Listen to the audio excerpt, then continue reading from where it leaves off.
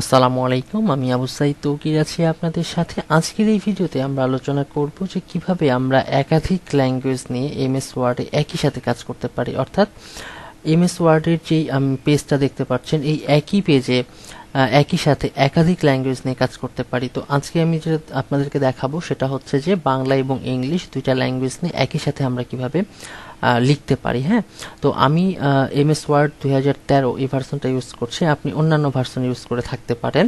তো প্রথমে আমাদেরকে যেটা করতে হবে সেটা হচ্ছে কাস্টমাইজ রিবন, এই অপশনটা আমাদেরকে বের করতে হবে। ঠিক আছে, আচ্ছা, সেটা হচ্ছে যে রিবন কোনটা? রিবন হচ্ছে যে এইটুকুটাকে বলা হয়, টোটালটাকে বলা হয় রিবন। হ্যাঁ, ওকে। তো ভিন্ন ভিন্ন ভার্সন অনুসারে হয়তোবা ইন্টারফেসগুলো ভিন্ন ভিন্ন আসতে পারে, এটা নিয়ে ঘাবড়ানোর কিছু নাই। যেমন আপনাদের অনেকের এইখানে রাইট ক্লিক করলে, অর্থাৎ এরকম যে ব্ল্যাঙ্ক জায়গাটা, অর্থাৎ এই যে উপরে যে ট্যাবগুলো দেখতে পাচ্ছেন, ঠিক আছে, এটার পরে দেখা যাচ্ছে রাইট ক্লিক করলে এখানে হচ্ছে অপশন পাবেন। অপশনটার নাম হচ্ছে কাস্টমাইজেশন রিবন বা কাস্টমাইজ রিবন, এরকম অপশন পাবেন। বা এই আইকনে ক্লিক করলে এখানে একটা অপশন পাবেন, বা নিচের দিকে এখানে একটা অপশন পাবেন। হ্যাঁ, আবার আমি যেহেতু ইউজ করছি এমএস অফিস 2013, তো আমার অপশনটা আছে এইখানে। হ্যাঁ, এই যে, তো এখানে ক্লিক করে দেখেন, আমি যখন মাউসটাকে নিয়ে যাচ্ছি তখন এখানে কি দেখাচ্ছে? Customise quick access toolbar. তো এখানে ক্লিক করব, করার পরে দেখেন এখানে আছে মোর কমান্ডস। হ্যাঁ, তো এই মোর কমান্ডসটাকে আপনার বের করতে হবে আর কি। হ্যাঁ, বিষয়টা হচ্ছে এরকম। বা আপনি যদি আসলে খুঁজে না পান তাহলে হচ্ছে যে আপনি একটু আশপাশে ক্লিক করবেন, তাহলে পেয়ে যাবেন আর কি। ওকে, তো এই যে মোর কমান্ডস, তো এখানে আমি ক্লিক করলাম, করার পরে আমরা যেটা করব সেটা হচ্ছে এই যে কাস্টমাইজ রিবন। হ্যাঁ, এখানে ক্লিক করব, করার পরে দেখেন keyboard shortcuts and then customise, এখানে ক্লিক করলাম। করার পরে আমাদেরকে এখানে কি লেখা আছে? ক্যাটাগরিজ লেখা আছে, তাই না? ওকে, তো এখান থেকে আমরা যেটা করব সেটা হচ্ছে ফন্টটাকে নিয়ে যাব, ফন্টস। হ্যাঁ, আর এখান থেকে আমি চাচ্ছি যে আমি যখনই এমএস ওয়ার্ড যখনই ওপেন করব তখনই এটার একটা ল্যাঙ্গুয়েজ থাকবে, সেটা হচ্ছে বা ফন্ট থাকবে, ফন্টটা হচ্ছে টাইম নিউ রোমান্স। হ্যাঁ, তো আমি এখানে অনেকবার টি প্রেস করার পরে টাইমস নিউ রোমান্সটা চলে আসছে। আসার পরে এই যে এখানে ব্ল্যাঙ্ক একটা জায়গা আছে, তো এইখানে আসলে আমাকে একটা কমান্ড লিখতে হবে। তো আমি এখানে আসলে কমান্ড হিসেবে লিখছি Ctrl+1। হ্যাঁ, ওকে, এখানে যখন Ctrl+1 লিখলাম তখন কি হবে যে আমি যখনই Ctrl+1 প্রেস করব তখন আমার হচ্ছে এই ফন্টটা এটা হবে টাইমস নিউ রোমান। হ্যাঁ, তো এটাকে আমরা কি করব? অ্যাসাইন করব।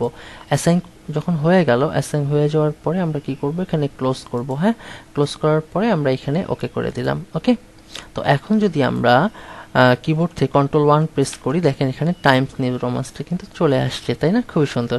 ওকে, এরপরে আমাদের অন্য আরেকটা ল্যাঙ্গুয়েজ সেট করতে হবে। আমরা চাচ্ছি সেটা হচ্ছে বাংলা ল্যাঙ্গুয়েজ সেট করব। ওকে, ঠিক অনুরূপভাবে আমরা যে কাজটা করব, এখানে ক্লিক করব, মোর কমান্ডসে যাব, কুইক কাস্টমাইজ রিবনসে যাব, দেন কাস্টমাইজে ক্লিক করব। এখানে কি করব বলেন তো? ফন্টস। হ্যাঁ, ফন্টস, এখানে যে আমরা হচ্ছে চাচ্ছি সুতনিতে লিখতে। হ্যাঁ, তো এস অনেকবার যদি প্রেস করি তাহলে সুতনি এম যেটা চলে আসার কথা, দেখি সুতনি। ওকে ওকে, আমরা কিছুটা সময় দিই এখানে। সুতনি এম যে, এই যে সুতনি এম যে চলে আসছে, তাই না? সুতনি এম যে। ওকে, এটা আমরা চাচ্ছি আমরা হচ্ছে Ctrl+2 নিব। ওকে, Ctrl+2 নিয়ে অ্যাসাইন করে দিলাম। অ্যাসাইন করে দেওয়ার পরে ক্লোজ করলাম, দেন ওকে। ওকে, আমাদের কাজ কিন্তু হয়ে গেছে। আমরা ফন্ট সাইজটাকে বাড়িয়ে নিচ্ছি।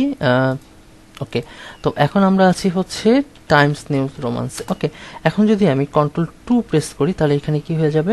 সুতনি এম যে হয়ে যাবে।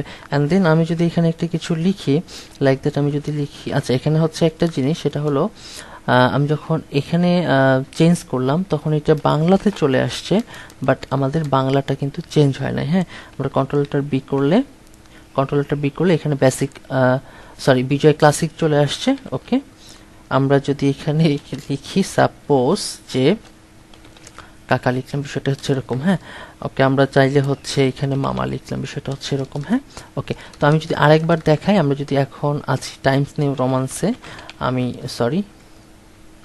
Ctrl+B প্রেস করলাম, এটা ইংলিশে হয়ে গেল। অর্থাৎ আমাকে এখান থেকে তো ফন্ট চেঞ্জ হবে, আবার হচ্ছে আরেকটা কমান্ড ইউজ করতে হবে যে এখানে যেন এই যে এখানে যে অপশনটা আছে এটা যেন চেঞ্জ হয়। তো টাইমস নিউ রোমান্সে আছি, ইংলিশে আছি। ওকে, আমি তৌকির লিখলাম, আমরা এন্টার দিলাম।